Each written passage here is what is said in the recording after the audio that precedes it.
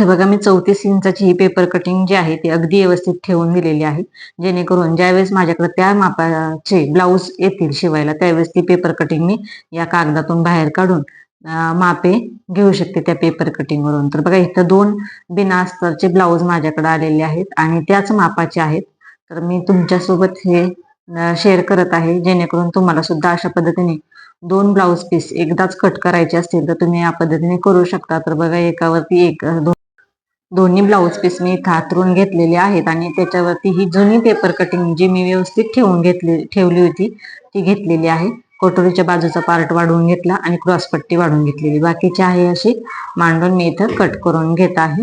बघा या पद्धतीने तुम्ही सुद्धा कटिंग करायची आहे. तर माझी पेपर कटिंग परफेक्ट आहे का नाही हे तुम्हाला जर बघायचं असेल तर याच्यानंतर बघा मी यातील एक ब्लाऊज जो आहे बिना अस्तरचा तो शॉर्ट व्हिडिओ मध्ये शिवून दाखवणार आहे.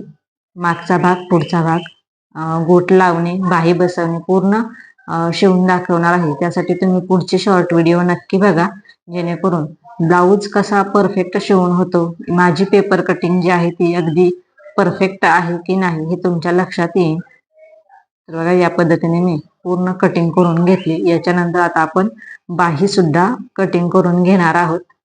क्रॉसपट्टी जी आहे ती आपण 1.5 इंच वाढवून घेतली. बघा ब्लाऊज पिसावरती आता इथे आपण बाही मांडून घेऊ. तर बघा ही बाही जी आहे ती ब्लाऊज पिसावरती मांडायचीच आहे, म्हणजे बिना अस्तरचा जो ब्लाऊज आहे त्याचीच मी कटिंग केलेली आहे. तर या पद्धतीने तुम्ही सुद्धा ती कटिंग करायची आहे. बघा तिरकं खालच्या साईडला मी कट केलेलं आहे, कारण आपल्याला बिना अस्तरचा ब्लाऊज असल्यानंतर आपल्याला दुमडायला लागतं बघा खालच्या साईडने, त्यामुळे तिरकं कट करून घेतलेलं आहे. तर याची पूर्ण शिलाई शॉर्ट व्हिडिओ मध्ये मी तुम्हाला दाखवणार आहे, ती तुम्ही नक्की बघा.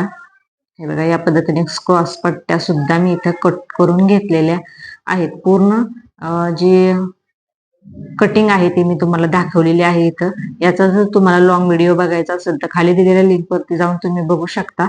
याच्यानंतर बघा ही कमरेला लावायची पट्टी सुद्धा मी काढून घेतली आणि बघा गळ्याचा जो पार्ट आहे त्याचा मागील भागाचा आपण गळा कट केल्यानंतर जो कापड निघतं त्याच्यात हुकायची पट्टी तयार होते आपली.